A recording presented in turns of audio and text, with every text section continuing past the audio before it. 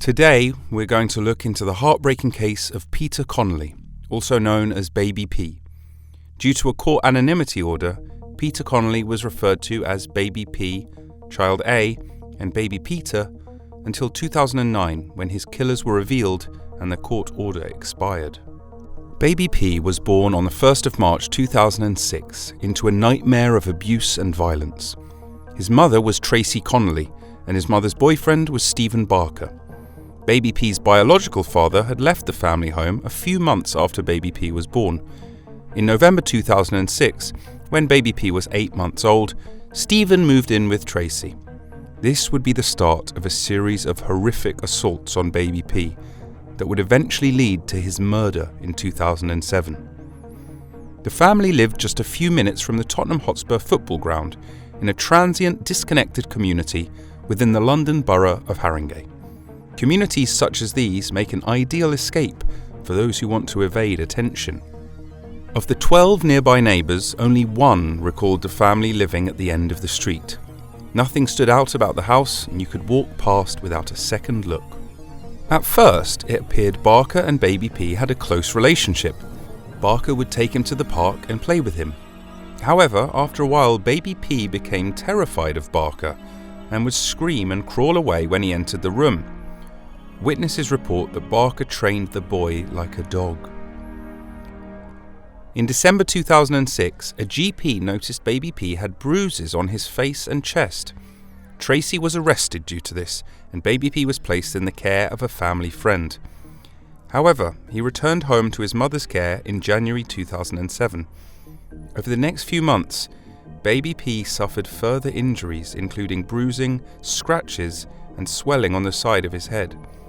These injuries resulted in 2 further visits to the hospital, and Tracy was arrested again in May 2007. In June 2007, a social worker saw marks on Baby P and informed the police. A medical examination concluded that the marks on Baby P were made intentionally. Someone was deliberately hurting him. On the 4th of June, Baby P was again placed with a friend for safeguarding. Shockingly, on 25th of July, Harringay Council's Children and Young People's Service obtained legal advice which indicated that the threshold for initiating care proceedings was not met. Shortly after, Stephen Barker's brother, Jason Owen, moved into the family home with his 15-year-old girlfriend and 3 of his children. There was now Tracy, her 4 children, Stephen, Jason, Jason's girlfriend, Jason's 3 children, 3 large dogs, and a couple of snakes in the one house. Both Stephen Barker and Jason Owen were not nice men. Owen had been a member of the National Front, and Barker was obsessed with Nazis. They both had histories of crime, familial violence, arson, and drug addiction. Owen had also been accused of committing rape when he was 13 years old. As a child, Barker liked to torture animals. He skinned frogs alive and broke their legs. As children, both Barker and Owen terrorized their 82-year-old grandmother. They would scare her by wearing Halloween masks and would stop her seeing her friends. One time, they locked her in a cupboard until she agreed to leave her money to them. The harm against Baby P continued to escalate. On the 1st of August 2007, Baby P was seen by paediatrician Sabah Al-Zayat at St Anne's Hospital in North London. Somehow, Baby P's serious injuries, including a broken back and broken ribs, went undetected. The following day, Tracy was told she would not be prosecuted. The next day, an ambulance was called, and Baby P was found, blue, in his cot, wearing only a nappy. The house Baby P was found in contained potent symbols of the sordid reality of the Connellys' lives. Hardcore pornography, vodka bottles, attack dogs, animal feces, fleas, lice, Nazi paraphernalia, knives, and replica guns. The paramedics attempted to resuscitate Baby P before taking him to North Middlesex Hospital. At 12:20 p.m, Baby P was sadly pronounced dead. Baby P's post-mortem revealed the injuries that went undetected at his pediatric examination and concluded these injuries were likely to have predated the examination. It also revealed Baby P had swallowed a tooth after being punched. He had mutilated fingertips and missing fingernails, a fractured shin bone, gashes to the head, skin torn from the nose and mouth, cuts on the neck, and a ripped ear. In total, Baby P had more than 50 injuries. A murder investigation was launched immediately, and Tracy Connelly was arrested.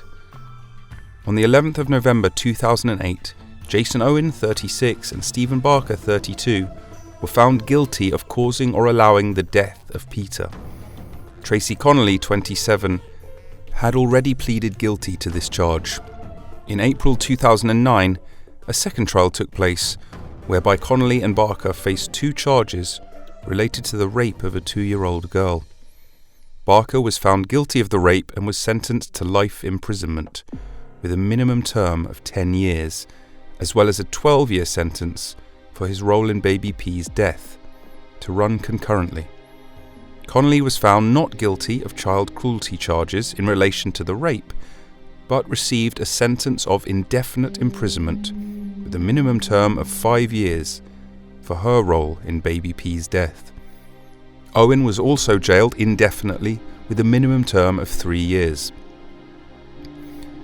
The NSPCC's chief executive criticised these sentences as too lenient, as I'm sure most would agree with.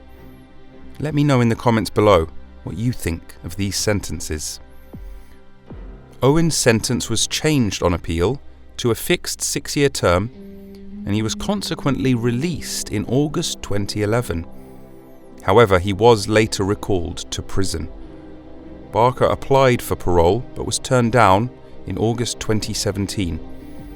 Connelly was released on license in 2013 but returned to prison in 2015 for breaching the conditions of her parole. Connelly was refused parole for a 3rd time in December 2019. However, in May 2022, it was reported that Connelly would be released from prison, and on 7th July 2022, Connelly was granted parole. What do you think of this? Let me know in the comments below.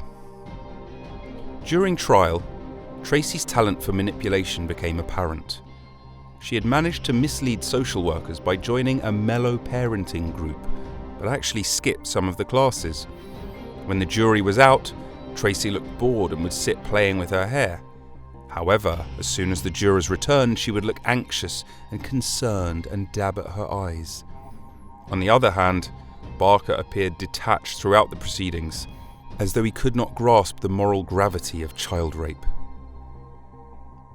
This case understandably sparked fury in the British public, not only due to the horrific harm caused to an innocent child, but also due to the severe failings of the GPs and social workers. When Baby P was taken to the GP with a bruise on his breast and head, Tracy told the GP he had fallen down the stairs. Social services should have been informed, as Baby P's injuries met the threshold of the possible risk of significant harm. However, the GP failed to inform anyone. Had this been reported, the next steps would have been a home visit to investigate how a young child could have fallen down the stairs. When Baby P was 9 months old, he was taken to the GP again with bruises on his body. This time a referral was made to social services. A strategy meeting was held the next day, and it was decided that Baby P could not return to the family home until a police investigation had been completed. During this time, Baby P stayed with a family friend. A child protection conference was held, but failed to obtain crucial information regarding the family's circumstances and concerns. The GP was not invited to this meeting. As a result of this, medical opinion was discounted, and the risk of harm to Baby P was played down. They also did not give much attention to Tracy's own experience of childhood abuse and the impact of this on her parenting. The arrival of Stephen Barker in the Connellys' lives was unknown, and therefore he was not investigated as part of the process. The general view was that baby P was active and accident-prone and was filed on the Child Protection Register under physical abuse and neglect. The Child Protection Plan lacked detailed analysis of the dangers baby P was exposed to. Social workers could have carried out a much more in-depth assessment, which would have allowed them to discover Stephen Barker was living at the family home and thus discover his criminal history. Legal proceedings could have been pursued, and who knows, maybe baby P would still be alive.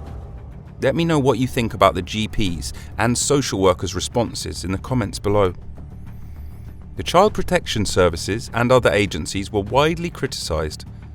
Following the convictions, there were 3 inquiries and a nationwide review of social service care. As a result, the head of Children's Services at Haringey was removed. The council's director of Children's Services was fired, along with a social worker and 3 managers. However, she later successfully appealed her sacking.